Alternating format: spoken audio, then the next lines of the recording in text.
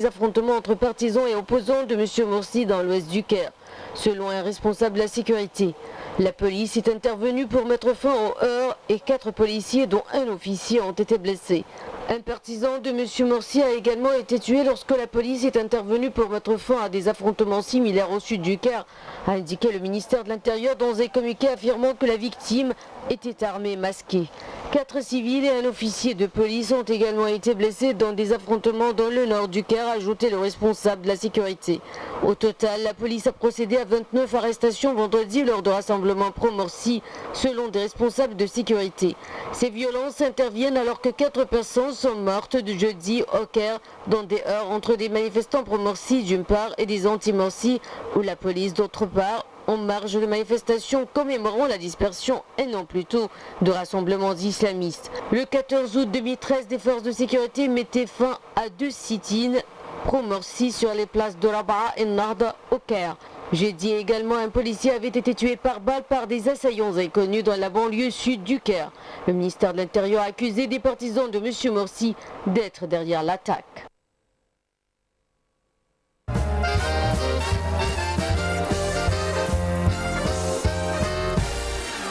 Alors, docteur Ali Kamel, on revient à notre sujet.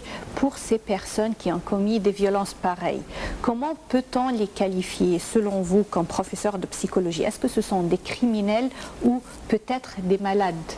Comment peut-on les qualifier? Parce qu'on n'arrive pas vraiment à comprendre ce qui se passe dans leur tête. Comment ils se voient?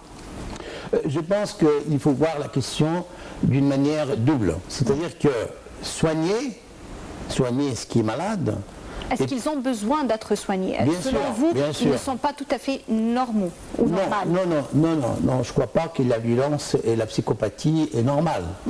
N'importe qui, le déséquilibre mental, il est connu pour tous. Quand vous commencez à attaquer l'État, vous êtes dans une situation bizarre.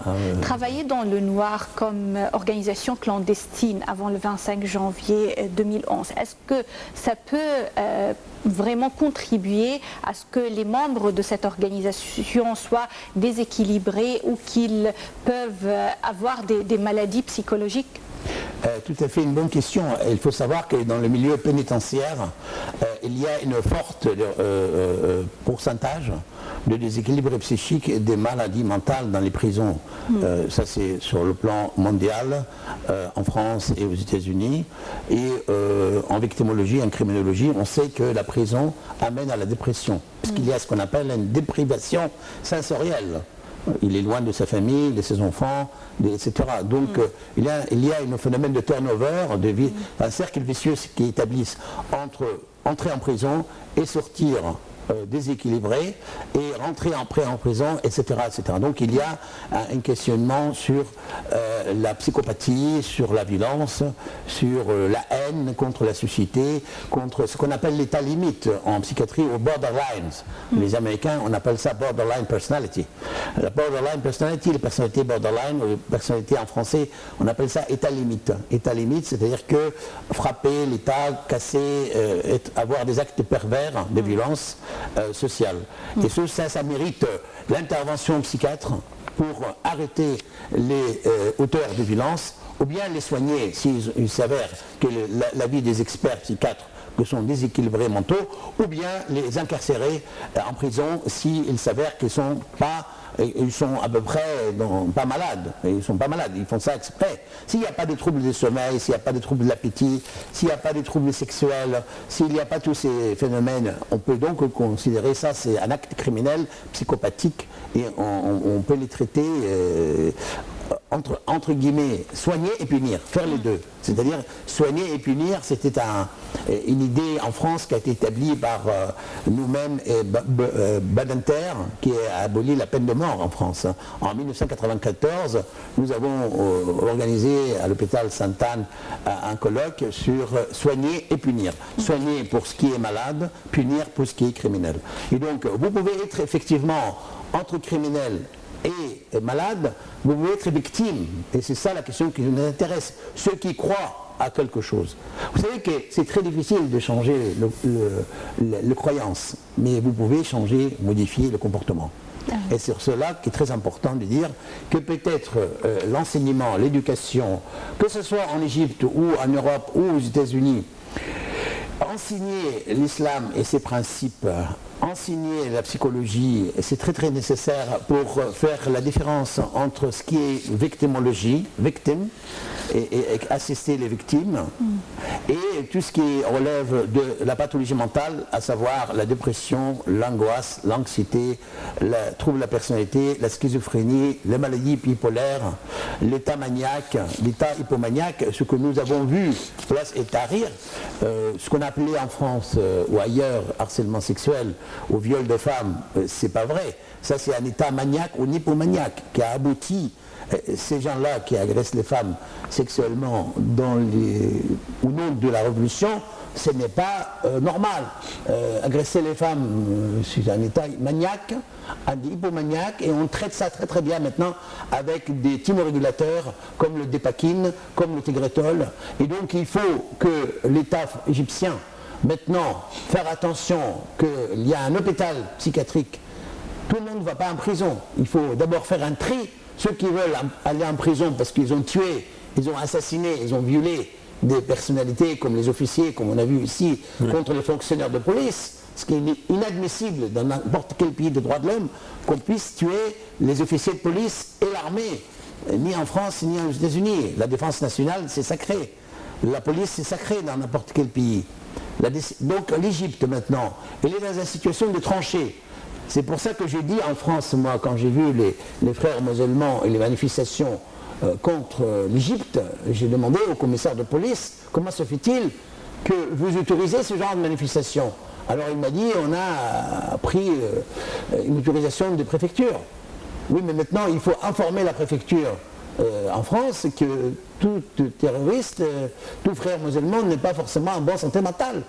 Et je crois qu'il faut faire l'attention maintenant entre ceux qui tuent pour tuer, ceux qui sont hostiles à l'État égyptien, ceux qui souffrent de la maladie. Et donc à ce moment-là, si dans les prisons égyptiennes actuellement, il y a des frères musulmans qui souffrent d'une dépression, d'un trouble de la personnalité, je pense qu'il faut les soigner. Et l'idée de dire concilier Moussalah avec les frères musulmans, cette idée-là, elle est fausse, puisque dans la thérapie comportementale, vous utilisez la politique de bâton et des carottes et des bâtons. Hein. Et donc la Moussalah, c'est des carottes, hein, puisque les bâtons, la police utilise les moyens qui sont à sa disposition pour protéger la sécurité nationale. L'ordre public doit être protégé par la police. Les mouvements de droits de l'homme ne doivent pas, comme Human Rights Watch ou les mouvements de droits de l'homme, ne doivent pas intervenir seulement sur un plan politique, mais aussi sur un plan médical ou médico-psychologique. Nous ne pouvons pas laisser les malades souffrir parmi les frères musulmans. Les frères musulmans, il y a énormément de jeunes se disent révolutionnaires, mais qui souffrent énormément de troubles mentaux. On l'a vu à Rabat al-Adawiya, on l'a vu à Place el-Nahda, des étudiants à l'université, on a vu même des étudiants qui ont commis des actes criminels de pyromanie. Ils ont incendié la faculté El-Azhar, ils ont fait des choses à Alexandrie, à l'université d'Alexandrie. Je pense que l'université ne peut pas être le lieu de maladie, de souffrance mentale. Je pense qu'il faut réserver l'université pour les études, pour la recherche, comme en France. Oui. Je pense que les Français n'accepteront jamais, au nom de la liberté, ce qui se passe en Égypte. Et je pense aussi qu'il faut libérer l'Égypte de ce mouvement terroriste, puisque considérer les frères musulmans comme un mouvement terroriste est venu tardivement, après plusieurs assassinats, après plusieurs actes de vandalisme universitaire. Et n'oublions pas que c'est le peuple égyptien qui a construit l'université du Caire. Oui. C'est de l'argent d'Égypte.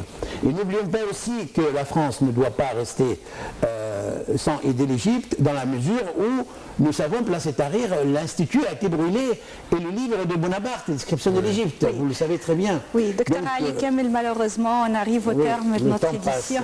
Le temps passe vite avec vous, alors on vous remercie infiniment pour ces explications. Vous êtes professeur de psychologie, merci bien d'être parmi nous aujourd'hui.